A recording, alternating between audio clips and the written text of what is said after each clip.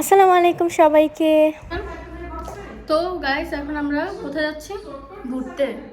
ঘুরতে আজকে ঈদের দ্বিতীয় দিন। তো আমাকে আমার ভাবি সালামি দিয়ে দিছে, যার জন্য আজকে আমি জ্বালাবো না।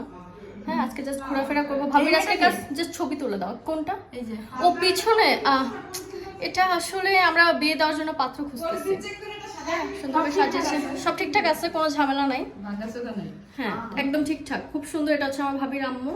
হ্যাঁ, তার জন্য আমরা পাত্র খুঁজছি গাইস। একটা পাত্র পেলে আমাদের জানাবেন, ঠিক আছে? ভাবি বলো। হ্যাঁ হ্যাঁ ওকে। তো আজকে হচ্ছে ঈদ ডে 2 আমাদের এখানে বাংলাদেশ। আজকে ঈদ। তো এখন আমাদের এখানে বৃষ্টি হচ্ছে, ওয়েদারটা এখন আমি ভাবতেছি আসলে আমরা ছবি তুলবো কিভাবে, যেহেতু বাইরে যাচ্ছি। বাট বৃষ্টিটা খুব সুন্দর হচ্ছে। আশা করতেছি এটার পর একটু ঠান্ডা পড়ুক, যদিও গরম পড়ার সম্ভাবনা বেশি।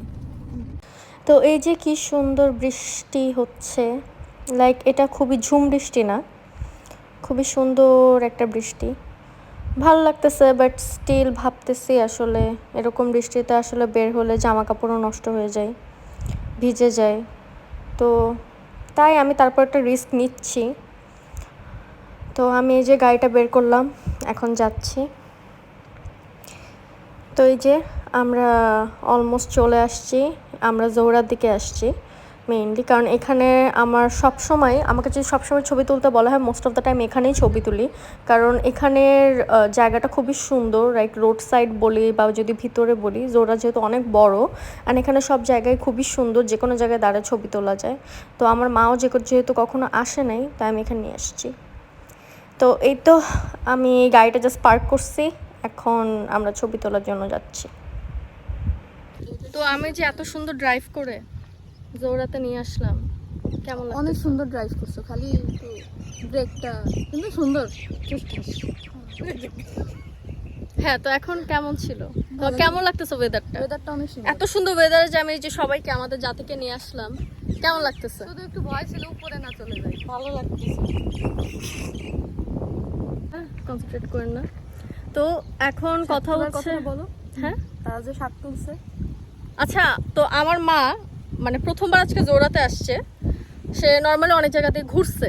তো আমার মা কি করছে আজকে, সে এসে এতটা খুশি হয়ে গেছে। শাক তুলছে। সে খুশি তো দেখে আশপাশে শাক আছে, বলে কয়টা তুলে নিয়েছে। এখন তুলে নেওয়াটা আসলে ফ্যাক্ট না, তুলে নিতেই পারে। এখন কথা হচ্ছে এটা তো আসলে পাবলিক প্লেস, আমাদের তো আসলে নিজস্ব কিছু না, নাহলে তো আমি কিছু বলতাম না। তো আমার মা ছবি না তুলে আজকে শাক তুলতে ব্যস্ত, যদি অনেক কষ্ট আটকাইছি। হ্যাঁ, আমার মাটার মনটা এখনো বাচ্চাদের মতনই আছে, কিছু মনে করবেন না আপনারা। তো আজকে ওয়েদারটা ভালো, বৃষ্টি হয় না, আকাশ মেঘলা মেঘলা আছে স্টিল।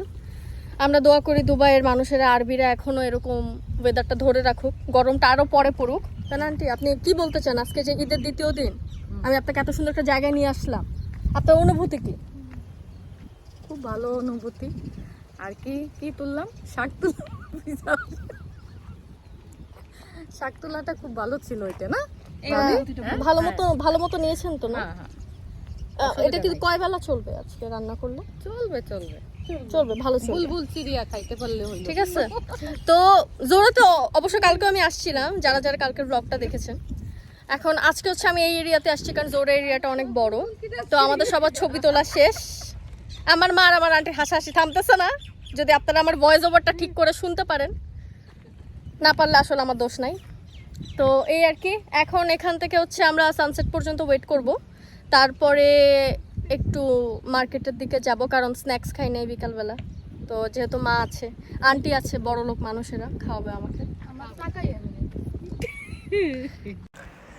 তো এই তো আমি আমার টোটাল ড্রেসটার একটা শ্যুট করছিলাম, যে পুরো ড্রেসটা যাতে শো করা যায়, কারণ নর্মালি ব্লগ করার টাইমে পুরো ড্রেস দেখানো যায় না।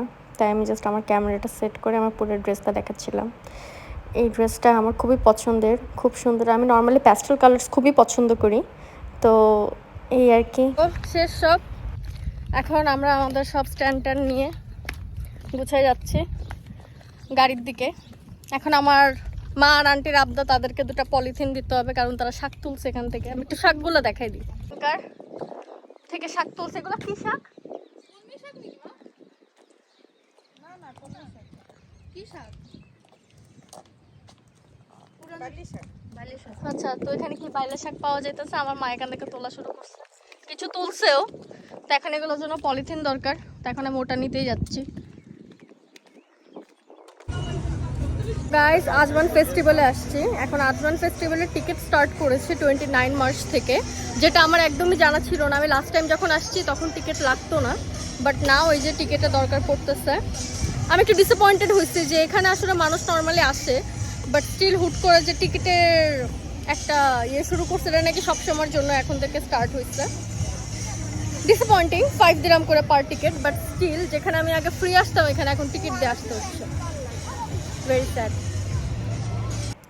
তো এই যে আমরা এখন আজমান ফেস্টিভ্যালের ভিতরে ঢুকতেছি আর কি, কারণ আমাদের এখন এমার্জেন্সি একটা স্যান্ডেল কেনা দরকার আন্টির জন্য।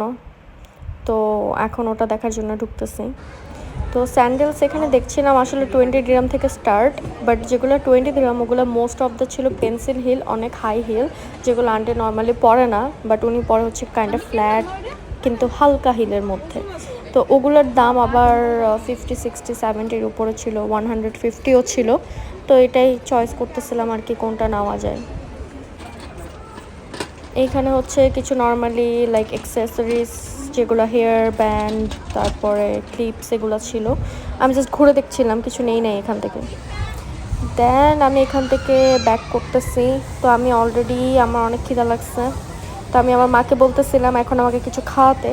তো আজমান ফেস্টিভ্যালের ভিতরে আমি কিছু আসলে খেতে পছন্দ করি না, কারণ আমার এখানে খাবার খুব একটা পছন্দ না, আরবিক ফুড থাকে বেশি। তো এখন আমি ড্রাইভ করে হচ্ছে বার্গার কিনে যাচ্ছি, কারণ ওখানে ভালো বার্গার পাওয়া যায়। তো ভাবলাম বার্গারই খাই, খসাবই যখন মাকে একটু ভালো করেই খসাই আর কি। তো এই জন্য গিয়েছিলাম, বাট লাস্টে আন্টি আমাদেরকে খাইয়েছে অ্যাজ আ ঈদ ট্রিট। তো এখানে অনেক টাইপের অফার ছিল, ঈদের জন্য ছিল নাকি রেগুলারে ছিল এটার ইনফরমেশনটা আমার কাছে প্রপার নেই।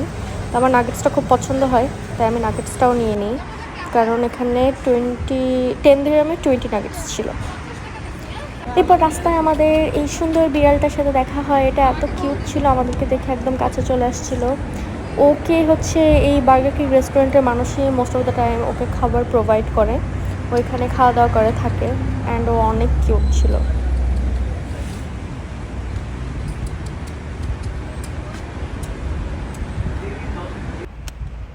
তো ফাইনালি আমাদের খাবার চলে আসছে, আমরা পার্সেল নিয়েছি যেহেতু বাসার সবাই অলরেডি আমাদের জন্য ওয়েট করতেছে, আমার বাবা, আঙ্কেল, ভাইয়া। তো এই জন্য আর কি পার্সেলটা নিয়ে বাসায় যাচ্ছি, বাসায় যেয়ে খাবো। তো রাস্তা ফাঁকা ছিল আসার টাইমে, এই তো এরপরে আমরা বাসায় পৌঁছে গেছি। দেন এই যে আমার বার্গারটা, এটা চিকেন বার্গার ছিল, প্লাস এখানে এই যে নাগেটসগুলো ছিল। তা আমি একটু কোক নিয়েও বসলাম যে খাবো, একটু সব কিছু এনভায়রনমেন্ট থাকতে হয় আসলে খাওয়ার জন্য, একটা ফিল। তো আসলে অনেক ইয়ামি ছিল অনেস্টলি। কেউ দেখে দয়া করে আমাকে নজর দিবে না, তাহলে আমার পেট ব্যথা হবে। তারপর লাস্টলি আমি রাতে ঘুমানোর আগে দেখতেছিলাম যে আমার বিড়ালটা আসলে দরজার সামনে দাঁড়ায় আছে ভাবে অসহায়ের মতো। তা আমি ওর সাথে একটু কথাবার্তা বলতেছিলাম, গুড নাইট দিচ্ছিলাম, অ্যান্ড ও ট্রাই করতেছিল গ্লাসের ভিতর দিয়ে আমাকে একটু হাত দিয়ে ধরার, যদিও এটা পসিবল হচ্ছিল না। তো সে অনেক হতাশ হয়ে গেছিলো। So that's it, that's for today, thanks for watching.